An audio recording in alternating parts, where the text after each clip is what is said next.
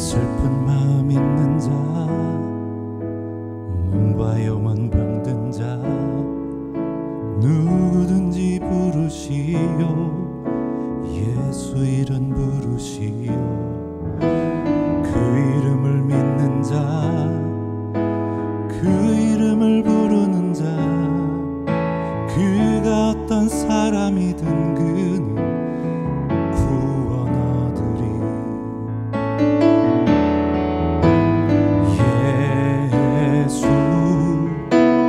예수 오 능력의 그 이름 예수 나 외쳐 부르네.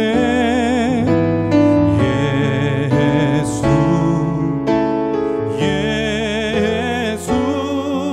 오 구원의 그 이름 예수 나 외쳐 부르네. 예수 그리스도 우리에게 주신 영광의 이름 나 어찌 잠잠하리. 세상에 크게 외쳐 부르리. 나의 주 예수 그리스도.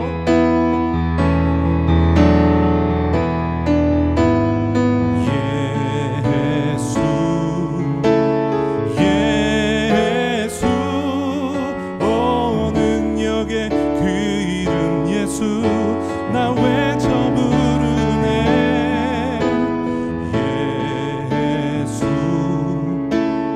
예수 오 구원의 그 이름 예수 나 외쳐 부르네. 예수 그리스도.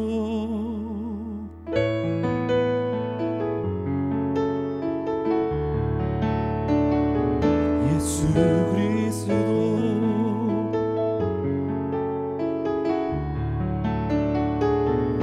예수 그리스도.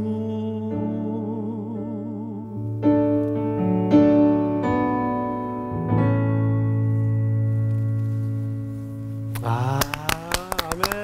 예. 자, 오늘 아주 은혜로운 찬양으로 새롭게 하수의 문을 열었습니다. 오늘의 주인공 김도현 작곡가님 모셨습니다. 안녕하세요. 안녕하세요. 반갑습니다. 반갑습니다. 네. 아유, 두 분 어떻게 들으셨어요? 굉장히 이제 이 봄바람과 잘 어울리는 그런 찬양 아니었어요? 뭔가 마음이 차분해지는 것 같아요. 예. 네. 저는 마음속으로 예. 예수님을 내가 저렇게 부른 적이 있었나? 어. 라는 생각을 좀 하게 되었던 그래요. 시간이었던 것 같아요. 그래요. 아니 이렇게 직접 작사, 작곡하신 곡을 들어보니까 예. 이렇게 노래도 약간 평온한 마음을 느끼게 해주더라고요. 예. 근데 실제 성격도 이렇게 온화하고 차분한 편이신지 좀 궁금해요. 지금 노래할 때도 솔직히 뭐 들으실 때 평온하시다고 그랬는데 저는 안에서 상당히 열정적으로 불렀는데 네, 제 노래를 듣는 분들은 대부분 잔잔한 성령님이 임하셨다고 그러는데 네. 저는 엄청나게 열정적으로 불렀는데 네, 우와. 그런가 봐요. 네. 근데 왠지 이미지가 이제 교회 네. 오빠 같은, 그죠? 우리 맞아요. 진짜 네, 교회 오빠죠. 뭐 교회 교회에서 오빠. 예. 교회에서 잘하셨으니까. 예, 네. 그렇습니다. 그런 이미지를 가지셔서 예, 이제 맞습니다. 유리상자 이세준 씨라든가, 약간 그런 그죠? 느낌이 있어요. 예, SG라면 이석훈이라든가 뭐 이런 계열의 네. 뭐 그런 오빠 같은 느낌이라서. 좋은 얘기죠. 아, 그럼요. 네. 좋죠. 소프트하고 부드럽고 예. 특히 우리 자매님들이 굉장히 맞아요, 좋아할 맞아요. 만한 그런 따뜻함을 가지신 보컬을 가지신 것 같아요. 네, 감사합니다. 예, 그럼 우리 오늘은 또 이렇게 좋은 악기도 준비돼 있고 예. 우리 또 김도현 작곡가님 모셨으니까 힐링이 되는 찬양과 함께 또 예. 간증도 한번 나눠보겠습니다. 예. 어린 시절에 뭐 모태신앙으로 자라셨으니까 뭐 예. 어린 시절부터 늘 찬양 속에서 자라셨을 것 같은데 특별히 자라면서 이렇게 좀 큰 영향을 준 찬양 같은 곡이 있었을까요? 뭐 여러 가지 찬양이 있겠지만 네. 제가 사실은 교회에서 부르던 노래들 그렇게 좋아하진 않았던 것 같아요. 예, 솔직히 말하면 그러니까 또 아시다시피 이제 교회에서 부르는 찬양들이 젊은 어린 네. 친구들한테는 네네.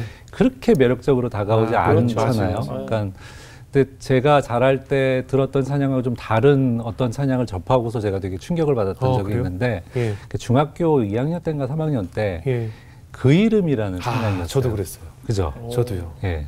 그러니까 지금 들어보면 상당히 단순한 노래인데 그때는 너무 충격이었어요. 아, 충격이었어요. 저도요. 네. 맞아요. 그러니까 저는 사실 그때 뭐 유재하 씨라든가 예. 뭐 들국화라든가 네네네. 어떤 날 뭐 이런 이제 어떻게 보면 약간은 저의 감성에 더 와닿을 수 있는 노래들도 좋아했는데 네네. 이 노래는 좀 그 감성적으로도 맞기도 했지만 네. 뭔가 제 영혼을 확 이렇게 파고드는 듯한 느낌이 들어 너무 충격을 받았던 기억이 나요. 그래서 사실 그 노래 처음 들었을 때 저는 물론 어렸을 때부터 음악을 하긴 했지만 음악을 전문적으로 해야겠다라고 생각을 해본 적은 없는데 이상하게 이 노래를 들었을 때는 나도 저런 노래를 만들고 싶다라는 생각을 처음 했던 것 같아요. 저는 그 이름이라는 그 제목부터 와닿았고 또 멜로디나 코드 진행이나 이 모든 것이 좀 신선했었어요. 그죠. 그 당시 우리가 알던 전형적인 찬송가와는 다른. 그 보니까 첫 코드가 이게 그 뭐죠? 그 메이저 세븐? 9-2로 시작하죠. 그래서 약간 이게 아주 맞아요. 특이한 이게, 코드라서 저희 귀에는 이전에는 없던 소리니까. 그래서 저도 그때 최덕신 형제님의 작품이었죠, 그게. 예, 맞습니다. 막 찾아서 모아서 들었던 기억이 나는데 오늘 뭔지 잘 모르시죠? 저는 모르겠어요. 그 이름이 저도 잘 몰라요? 모르겠어요. 네. 아, 그럼 들어볼 수 있을까요? 예. 예, 한번 직접 한번 우리 김도현 씨의 목소리로 소개해 듣겠습니다.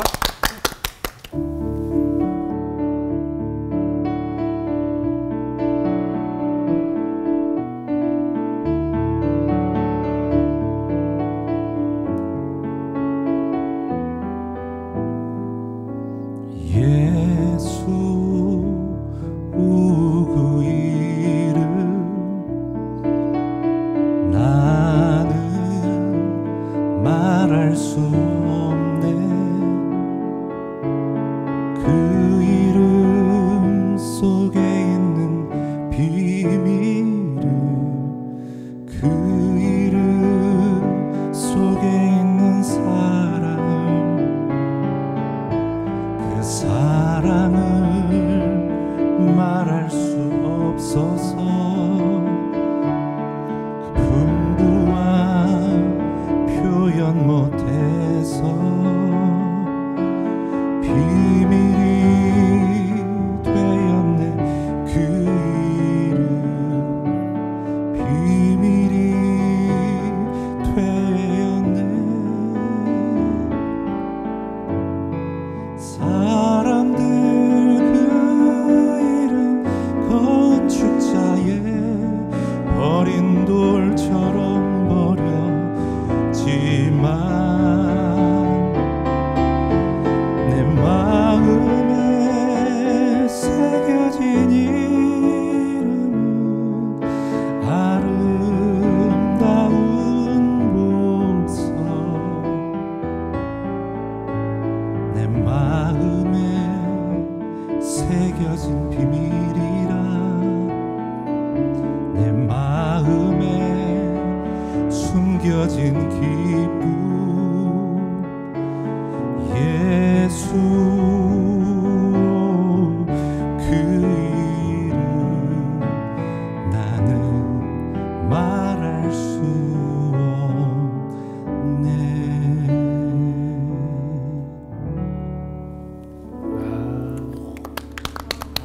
너무 좋네요. 네. 이게 그 최덕신 형제님의 곡이고 예. 송명희 시인의 시인의 시에다 시에다 붙인 붙인 곡이었어요. 굉장히 열정적으로 들었습니다. 너무 감미롭죠. 네, 너무 그죠? 발라드 같아요. 그죠. 네. 장르적으로 발라드죠. 발라드죠. 예. 네. 아니 우리 김도현 형제는 어떠셨어요? 어린 시절부터 뭐 이렇게 모태신앙 잘하면서 신앙생활도 열심히 하셨고 예. 어린 시절에 뭐 기도회도 다니고 뭐 열정적인 그런 믿음의 학생이었나요? 그 뭐 제가 중학교 2학년 때 쉽게 얘기하면 인격적으로 예수님을 영접했던 네. 그 경험을 했는데 그 전에는 뭐 제 성격상 보시다시피 제가 막 크게 말썽 부리고 이러지는 않았는데 예. 중학교 2학년 때 그때 당시에 교회에서 제일 지금으로 얘기하면 인싸 예. 그룹에 속하는 형 누나들이 예. 제가 보기에는 되게 말썽꾸러기들이었는데 갑자기 그분들이 이제 변한 거예요. 아. 중학교 때. 예. 그래서 왜 저 형 누나들이 저렇게 변했을까 예. 했는데 이제 그분들이 경험했던 그 성령 체험이 있었던 거예요. 그래서 예. 그때 전도사님이 그 그룹을 데리고 가서 기도원에서 같이 기도하면서 예수님을 만나고 그 경험이 저한테는 너무나 이제 좀 어떻게 보면 부럽기도 했고 예. 저렇게까지 변할 정도가 너무 저한테는 좀 신선했던 기억이 나서 저도 이제 그 모임에 한번 갔던 적이 있는데 네. 그때 저도 이제 거기서 성령 체험을 하고 예. 이제 회개 기도라는데 예.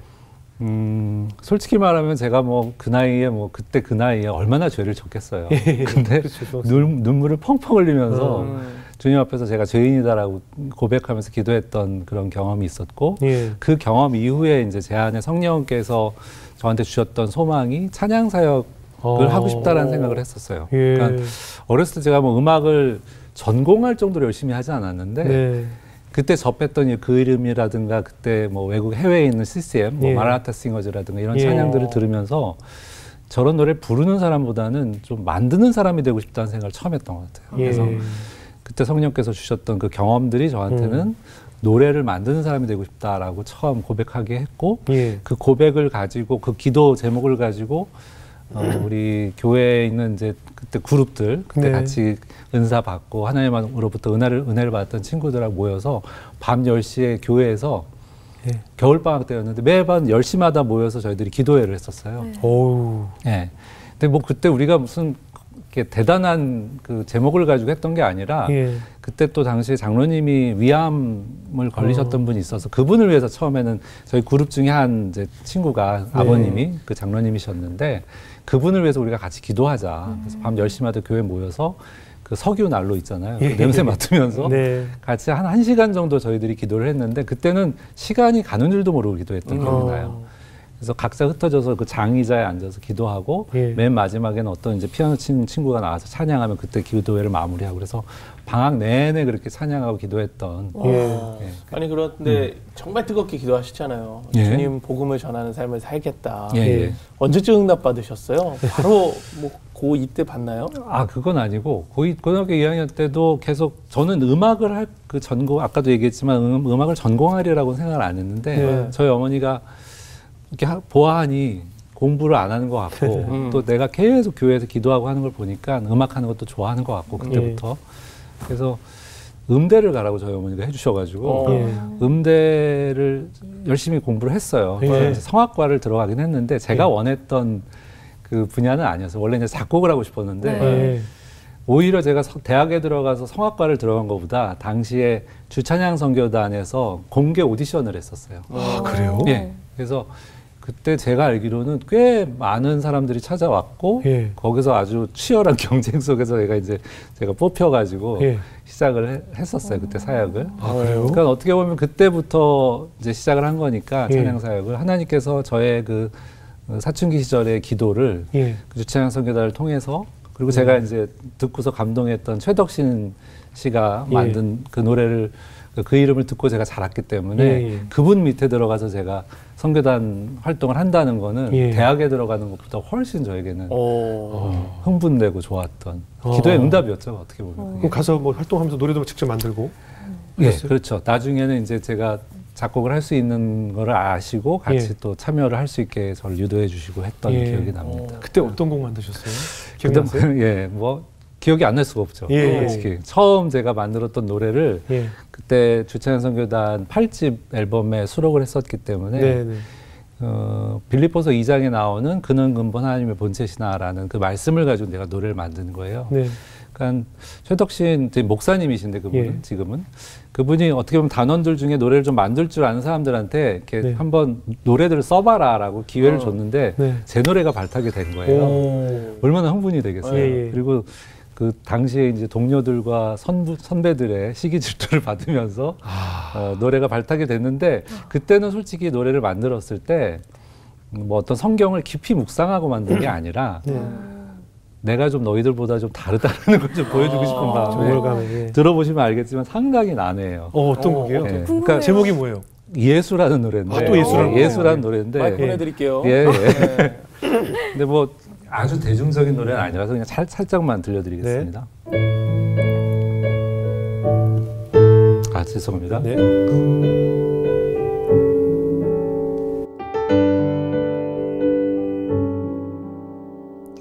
그는 근본 하나님의 본체시나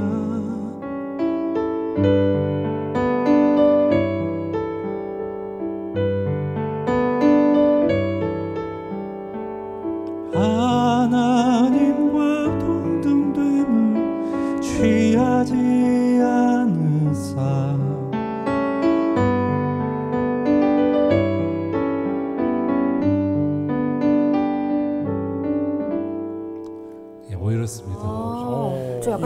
느낌이에요. 예, 아까 처음 들었던 예수이수하고는 전혀 다른 분위기고. 작곡가로서 들으셨을 때 예, 대중성이 확 떨어지죠. 예.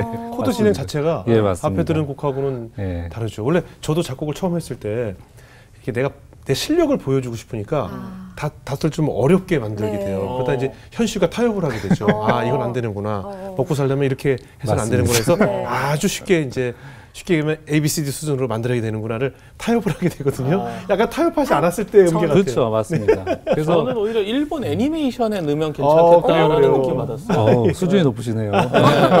듣는 귀가 있어요. 아, 예. 그래서 그때는 그래도 이 찬양을 그러면 많이 부르면서 다니신 거예요? 성교단원들이 같이 이제 화음을 넣어서 불렀고, 네. 솔직히 이 노래가 처음 발표되고 나서는 그렇게 반응이 없었는데, 네. 그때 선배, 제가 너무나 평소에 좋아했던 시인과 촌장의 하덕규 목사님이 예.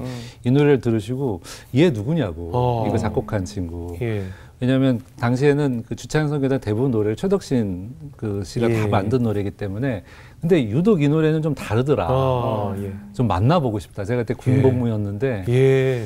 그래서 휴가 나왔을 때 이 형님이 저를 김도현 씨 내가 너무 만나보고 싶었다고 팬이라고 그러는데 정말 예. 가슴이 두근두근 뛰면서 네. 내가 고등학교 시절에 들었던 그 시인과 촌장의 노래를 만든 사람이 예. 나한테 팬이라고 그러니까 얼마나 그렇죠, 그렇죠. 어깨가 으쓱으쓱하죠. 그렇죠. 그러니까 역시 난 남들과는 다르 막 이러면서 네. 했던 기억이 나요.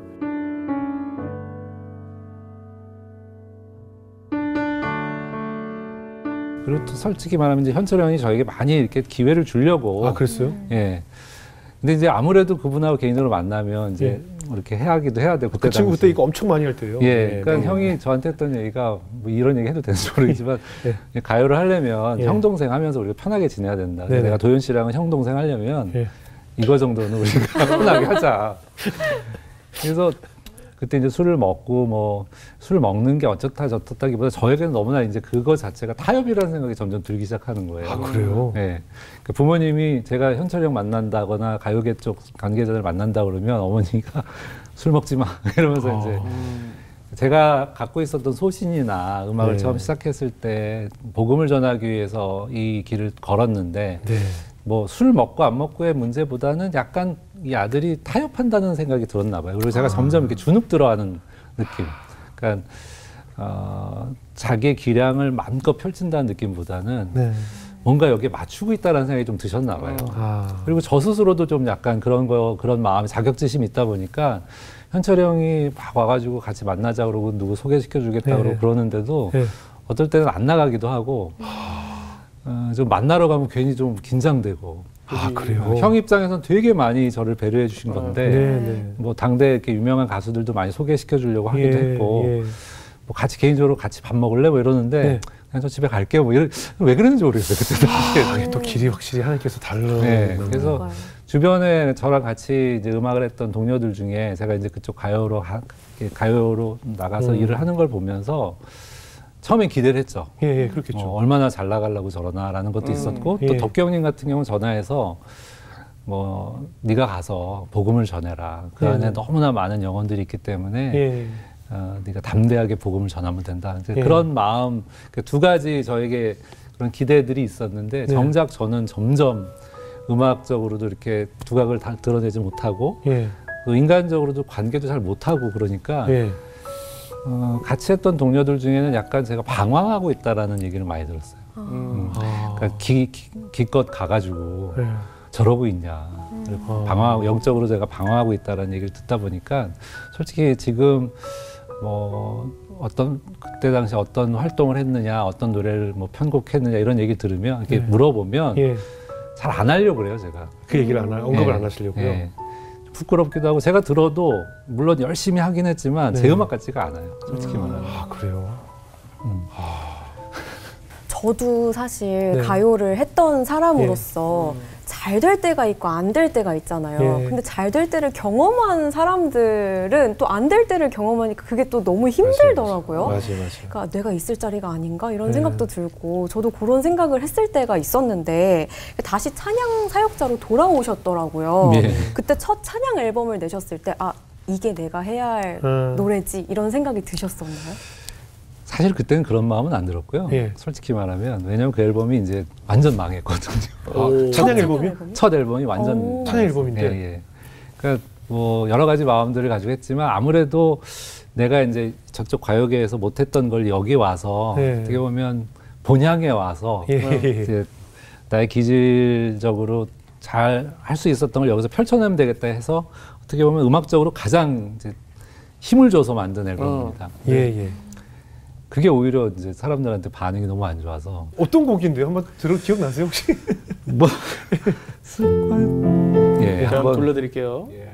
예. 조심하세요. 뭐 예를 들면 뭐 낙타 속눈썹이라는 노래가 있는데 낙타 속눈썹이요? 요- 제목 자체가 아. 예, 우리 오늘 네, 찬양 네. 준비했습니다. 김도현 형제가 네. 부릅니다. 낙타 속눈썹. 근데 이런 제목 노래 사실 자체가- 교회에서는 안 부르긴 해요.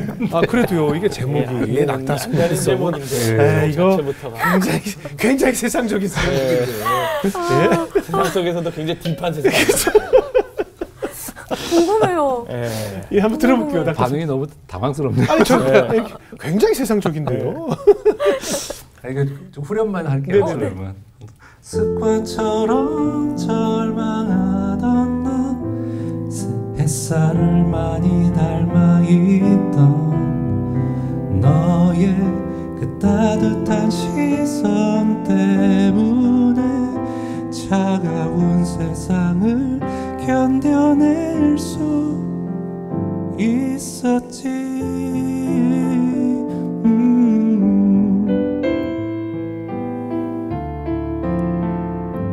뭐 이런 노래. 제목만 바꿨어도 좋았을 그죠. 것 같은데. 낙타 속눈썹은 제목을 좀 바꿨어도. 예. 아 그래서 실망하셨겠네요. 발표하시고 나서. 솔직히 말하면 이제 할 일도 없고 네. 솔직히 음악을 한다는 게 별 의미가 없더라고요. 야. 네. 그러니까 음악을 해봤자 오히려 저의 그 한계를 더 보는 것 같기도 하고 그래서 그래도 여전히 이제 작업실에서 음악을 하고 이제 어느 날 나와가지고 네. 그때가 초봄이었는데 되게 춥고 예. 약간 으실으실한데 혼자 나와가지고 작업은 해야 되겠고 네. 뭔가는. 근데 이상하게 그때는 성경 말씀을 읽고 싶다는 생각이 들었어요. 왜 그랬는지 모르지만 예. 그래서 요한복음 14장 말씀을 소리내서 읽었어요. 어. 평소에 제가 이렇게 하던 행동은 아닌데 네. 아마 그때 성령님께서 그런 마음을 주셨던 것 같아요. 그러니까 워낙 마음이 가난해져 있고 예. 뭔가 스산하고 포기해 있고 허무하고 그러니까 예. 그 마음 가운데 하나님이 이제 어떤 딱 그 사이를 예. 포착하시고 얘한테 이 말씀을 좀 줘야겠다 이런 마음을 주셨던 것 같아요. 예. 어떻게 보면. 그래서 그때 그 말씀을 읽는데 그중에 요한복음 14장의 말씀에 네. 내가 너희를 고와 같이 버려두지 아니하고 예. 너에게 오리라는 말씀이 예. 그 예수님이 제자들을 향해서 그 이제 곧 돌아가시기 전에 만찬을 나누시고 하신 말씀이에요. 어떻게 보면 네. 유언과도 같은 말씀이라고 저는 딱 보면서 알겠더라고요. 예. 근데 제가 고아 같았어요, 느낌이. 네. 그러니까 그 전까지만 해도 교회를 나가긴 하지만 하나님에 대한 그 상처가 너무 강하니까 예.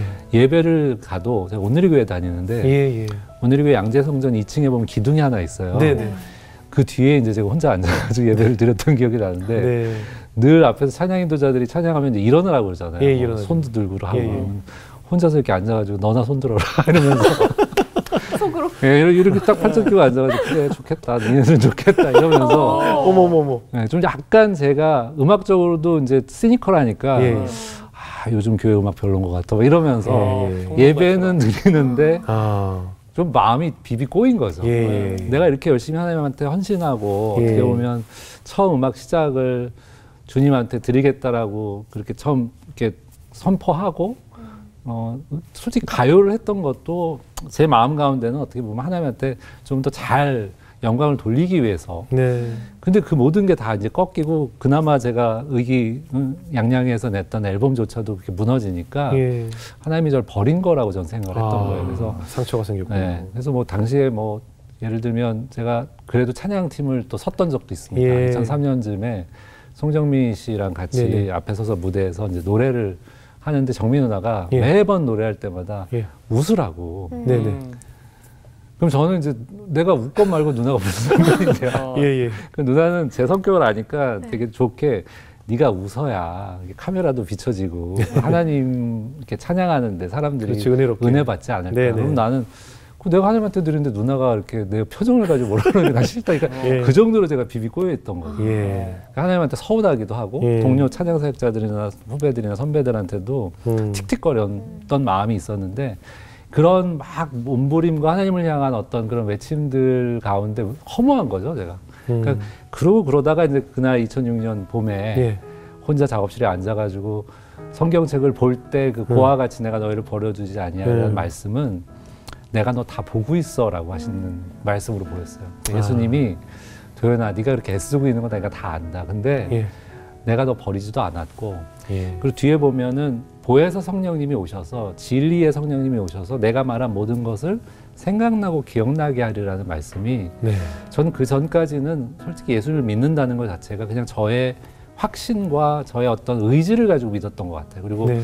어떤 가정의 정통도 있었고 제가 뭐 모태신앙이기 때문에 뭐 성경 공부도 많이 했었고 심지어는 뭐 성경 공부 리딩도 했었던 사람이라 내가 성경을 모른다라고 생각했던 적은 없었던 것 같아요. 신앙심이 없다라고 생각했던 적도 없고 네.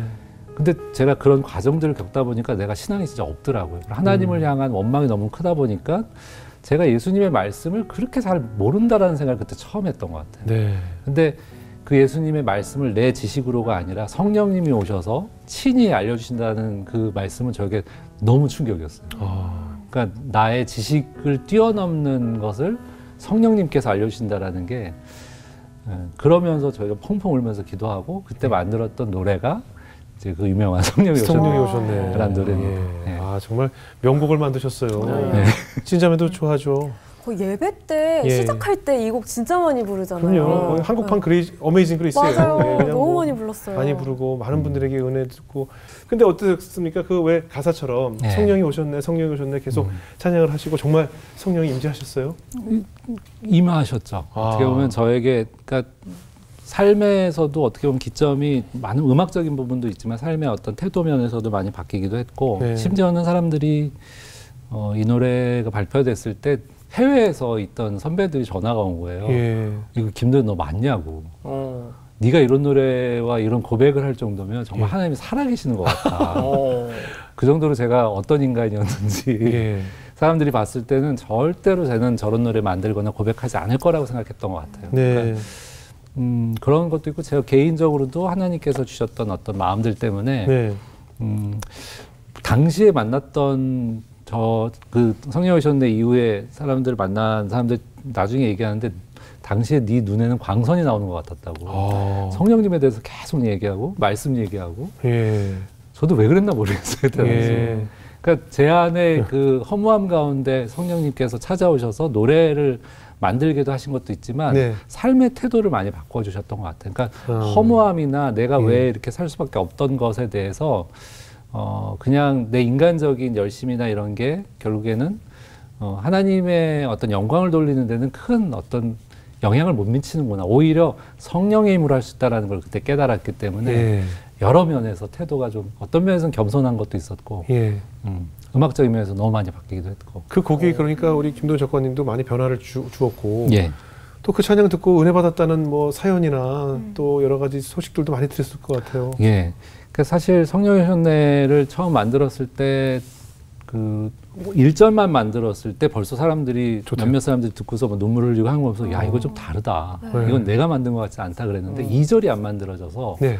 좀 많이 고민을 했던 예. 적이 있는데 그 이후에 제가 연변과기대라는 데를 잠깐 방문을 했어요. 저 중국 연변에요. 예, 예. 그래서 그때 그 총장님을 만나면서 이분이 어떤 편지를 보여주시면서 이게 막 탈북하신 할머니가 예. 나한테 보낸 편지인데 이 편지 내용을 이렇게 읽어주신데 내용이 뭐였냐면 이분이 처녀 시절에 이제 6.25가 터진 거예요. 네네. 북한에 있을 때. 네. 그래서 그때 다니던 교회 목사님 보고 우리가 이제 빨리 피난을 가자 남한으로 그랬더니 그 목사님 그러셨대요. 여기 있으나 남한에 있으나 성령님이 계신 곳이 평안이 있는 거지 뭐 그 상관이 없다. 주의 영이 계신 곳이 중요하다. 예. 그 말을 하면서 그분 이제 거기 남아 계셨고 결국엔 목사님 순교하셨고 그 이제 그 할머니는 계속 거기서 신앙생활을 하는데 불시에 이제 검문을 하기도 하고 집을 뒤지기도 하고 그런데도 이상하게 하나님께서 그 검문한 사람들 눈을 가려주시더래요. 그래서 바로 앞에서 사형 그 처형 당하는 사람들 바로 앞에서 보면서도 자기는 또 피해가고 그래서 몇 년을 이렇게 지내오다가 나이 들어서 나중에 이제 탈북을 하게 됐다는 그 간증을 듣는데 성경에 나오는 억눌린 자 갇힌 자라는 말씀이 자유함이 없는 자. 2절 가사가 이제 거기서 나온 거죠. 그러니까 저 북한에 정말 억눌리고 갇힌 자들 가운데도 성령께서 임하시면 마음속에 그리고 실제적인 영적인 자유를 누리는다라는 표현을 2절에서 제가 이렇게 서술해서 썼던 기억이 납니다. 그래서 많은 분들에게 은혜가 되고 감동을 주는 것 같아요. 그냥 우리가 보통 가요나 세상음악 만들 때처럼 그냥 이렇게 생각나는 대로 적어서 만든 곡이 아니라 정말 말씀과 그 살아있는 생생한 간증들이 그 가사에 다 묻어나고 그런 곡과 버무러졌을 때 우리에게 은혜를 주고 감동을 주는 거 아니겠어요? 맞습니다. 오늘 그 성령이 오셨네. 한번 우리 같이 한번 들어볼 수 있을까요? 네, 라이브로 한번 듣겠습니다. 갑니다. 가사 음미하면서 들어보죠. 네.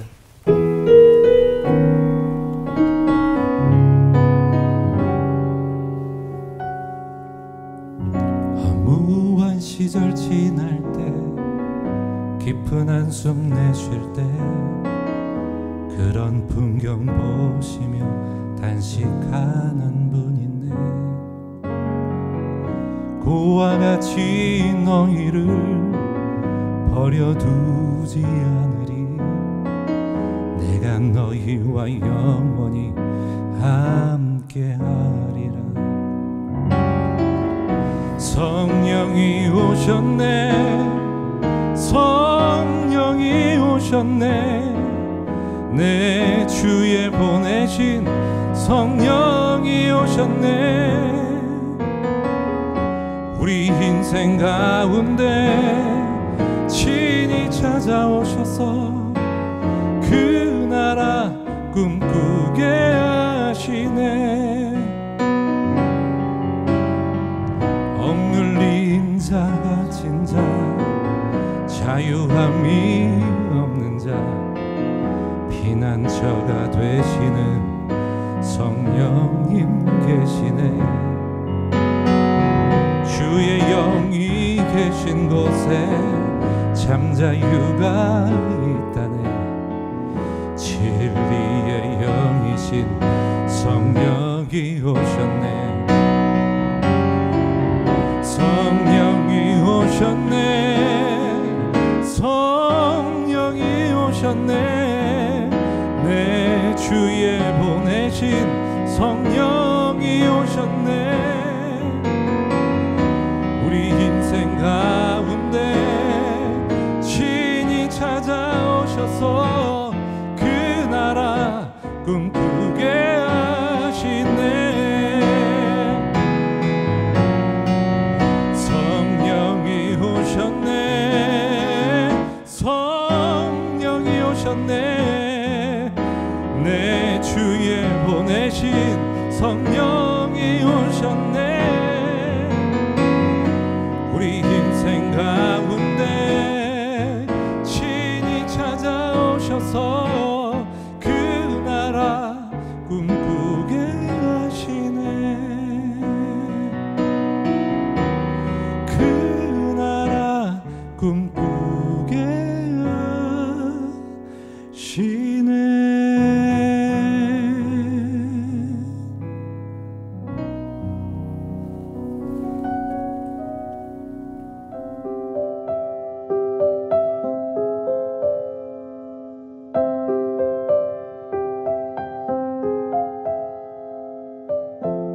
어떻습니까? 찬양 사역을 하시면서 많은 곳 다니실 텐데 가끔 이렇게 좀 신앙적으로 흔들리거나 뭐 평정심 잃을 그런 순간들도 있어요? 당연하죠. 어떨 때 있을까요? 뭐 나이가 들면서 더 그런 것 같아요. 나이가 들면 갱년기 오셨어요? 뭐 그런 것도 있고. 저도 자꾸 눈물이 나요. 그러니까 오히려 젊었을 때는 어렸을 때는 혈기왕성하고 내가 내 안에 있는 가능성들을 가지고 막 이렇게 뭔가 할 수 있다라는 거를 좀 저 스스로에 대한 어떤 자부심이 있었는데 나이가 드니까 나도 별거 없는 인간이구나라는 생각이 들기도 하고 쉽게 얘기해 먹고 사는 문제에 대한 부분들도 솔직히 고민이 됩니다. 제일 크죠. 그러니까 그런 생각이 저를 불현듯 찾아올 때는 마음에 뭐 신앙이 흔들린다기보다는 내가 인간적으로 너무나 연약하구나라는 것, 그리고 아무리 내가 뭐 주님을 외치고 찬양을 해도 나도 하나의 연약한 인간일 수밖에 없고 어쩔 수 없는 인간이구나라는 생각을 하니까 좀 많이 흔들리죠. 그럴 때 어떻게 살지? 뭐 이런 생각들. 근데 그럴 때 사실은 신기하게 제 안에 신앙적 위기들을 뭐 기도로 극복한다라기보다는 제가 여러 번 이제 그런 계기들이 있었어요. 그러니까 통장을 보면 이번 달에는 좀 내가 좀 힘들겠다라고 생각이 들 때가 있어요. 그럼 뭔가 열심히 하고는 싶은데 뭘 열심히 해도 어떤 걷어지는 소득이 없다라는 생각이 드니까 인간적인 생각이 많이 들죠. 그때가 정말 신앙적으로 바닥인 거죠. 그러니까 베드로가 물 위를 걷다가 갑자기 현실을 보고 빠지는 것처럼 저도 이제 그 흑암 가운데 빠지는 상태인데 그때 제가 한 번은 그 수업을 준비하기 위해서 말씀을 공부해야 될 때가 있었어요. 제가 개인적으로 이제 수업을 하는데 말씀 공부하면서 말씀을 공부하다 보니까 사실 현실하고는 전혀 상관이 없는 말씀을 공부하고 있는데 걱정이 없어지더라고요. 그리고 하나의 그 예수님이 주신 지혜가 제 안에 떠오르기도 하고 그 삶에 대해서 어떻게 보면 이렇게 딱 지침이 생기는 느낌? 그래서 신기한 경험이었어요. 그러니까 삶이 바뀐 것도 아니고 현실이 바뀐 것도 아니고 통장에 갑자기 돈이 꽂힌 것도 아닌데 그 예수 그리스도의 말씀 자체가 저에게 힘이 되고 또 삶을 좀 다르게 바라볼 수 있는 시각들을 주더라고요. 그래서 그럴 때마다 말씀을 좀 보는 버릇이 그때부터 들였던 것 같아요. 아니 보니까 작년에 이제 데뷔하신 지 30주년이 됐다고 들었어요. 아니, 기분이 좀 남다르실 것 같은데 어떠세요? 남다르죠. 제가 이렇게까지 오래 할 줄 몰랐어요. 그리고 이런 거 얘기하면 사실 우리 좀 싫잖아요. 우리 세대들은 늙은 티나고 너무 뭐 30주년, 20주년 이런 거 사실은 너무 티. 근데 제가 30주년이라고 천명을 했어요. 그래요? 그러니까 사실 그런 거 하는 거 좀 남사스럽기도 하고 내가 이렇게 또 선배들도 계신데 저보다 더 오래 하신 분들도 가만히 계신데 제가 막 그렇게 얘기하는 건 좀 그런 거 같긴 했는데 그냥 저를 위해서 그렇게 했어요. 솔직히 말하면 저는 제가 30주년이라는 천명하고 또 앨범을 피아노랑 보컬로 해서 제가 그동안 만들었던 노래를 이제 아주 심플하게 미니멀하게 냈는데 그걸 준비하면서 하나님이 나를 정말 인도하셨구나. 그러니까 너무나 당연한 얘기인데 정말 인도하셨구나라는 걸 준비하면서 알았고 30년을 한결같이 하나님은 나를 은혜로 보살피셨구나라는 걸 경험을 했어요. 그 제가 얼마 전에 그 신상호 씨 제가 너무 좋아하는 고 신상호 형님이 쓰신 노래 중에 하나님의 은혜라는 제가 이제 그 형이랑 너무 잘 알기도 하고 생전에 그 형 성품도 내가 너무 잘 알고 근데 그 형이 그 고백을 했을 때 저는 처음 솔직히 말하면 그 노래를 들었을 때 아주 어떻게 너무 뻔한 가사로 돼 있어서 제가 안 좋아했어요. 솔직히. 하나님의 은혜요? 너무 뻔하다. 형은 왜 이렇게 저렇게 뻔한 노래 쓰지? 그랬는데 최근에서 제가 그 노래를 고백하는데 그 고백 하나하나가 저한테는 은혜더라고요. 그렇죠. 정말 나를 지으시니까 나를 빚으시고 나를 세우시니까 하나님이라는 고백이 30주년이 되니까 그제서야 철이 들어서 고백을 하게 되더라고요. 그래요. 우리 작곡가님이 만드신 이 찬양으로 얼마나 많은 생명이 아마 구원을 얻었을 것이며 얼마나 많은 눈물로 회개를 했을 것이며 얼마나 많은 성령의 임재를 체험하면서 하나님께 감사를 했을까. 정말 의사와 같이 우리 병든 자, 굶주린 자를 고치신 그런 큰 곡을 만드셨어요. 아까 심적으로 괴로웠고 또 평안함을 잃을 때가 있다고 하셨는데 우리 음악을 만드는 사람들은 우리가 배고픔을 모르고 우리가 외로움을 모르고 우리가 그들의 괴로움을 모르는데 어떻게 그들의 귀를 감동을 줄 수 있는 노래를 만들 수가 있겠어요. 하나님께서는 우리에게 미리 맛을 보게 하셔서 그 똑같은 고통을 갖고 있는 자들을 위로하라고 저에게 어떻게 보면은 그런 가끔은 때로는 고난을 주시고 우리에게 그런 감동을 주셔서 우리로 하여금 그런 찬양을 만들 수 있게 그런 영감을 주시는 것이 아닌가 생각이 듭니다. 맞습니다. 오늘 가시기 전에 마지막으로 그냥 보내드릴 수가 없어요. 오늘 찬양 한 곡 더 듣고 싶은데 어떤 곡 들려주실까요? 제가 막막했을 때 어떻게 보면은 미래에 대해서 막연했을 때 갈릴리 호수 배를 타고 가는 어떤 경험이 있었어요. 이스라엘 처음 방문했을 때. 그러니까 사실 음악하는 사람은 뭔가 주목을 받아야 되는 거잖아요. 늘. 근데 또 하나님께서 우리 주시는 어떤 마음들을 가지고 또 나눠야 되는 어떤 평정심도 있어야 되고 그때 저에게 주셨던 마음, 음성이라고 해야 되는데 내니 두려워 말아라는 음성을 제가 분명히 들었던 것 같아요. 물리적으로 들었던 건 아니지만 마음속에 울림이. 근데 그게 분명히 성경 어디에 있는 것 같은데 기억은 안 나는데 나중에 이제 배에서 내려서 성경을 찾아보니까 예수님이 제자들이 풍랑 가운데 막 떨고 있을 때 물 위를 걸어오시면서 제자들이 봤을 때 예수님이 유령인 줄 알았다고 표현이 나오죠. 근데 그들을 향해서 내니 두려워 마라라고 하시더라고요. 그러니까 우리가 이 현실 가운데 너무 떨고 있을 때는 예수님조차도 유령으로 보이는데 그때 예수님의 음성이 두려워하지 말라라는 그 음성이 저에게 하시는 음성 같았고 그래서 그걸 바탕으로 만든 노래가 샬롬이라는 찬양입니다. 어떻게 보면 지금 시대에 많은 사람들이 앞이 안 보이는 시대잖아요. 그래요. 그 시대에 어떻게 보면 하나님이 우리를 향해서 샬롬하라라고 선포하라고 하시는 게 아닌가. 그래서 오늘 그 찬양 마지막으로 제가 나누고 싶습니다. 청해 듣겠습니다. 감사합니다. 감사합니다.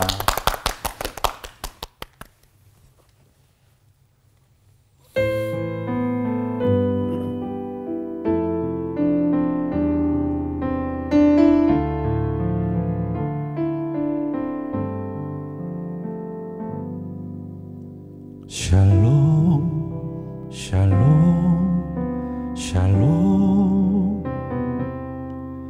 샬롬 샬롬 샬롬 내니 두려워 말아라 나의 아들 나의 딸아 안심하라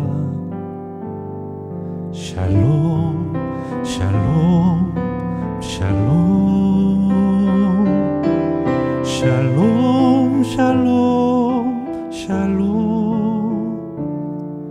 나의 평안을 주노라 세상과는 다른 평안 두려워 마라 샬롬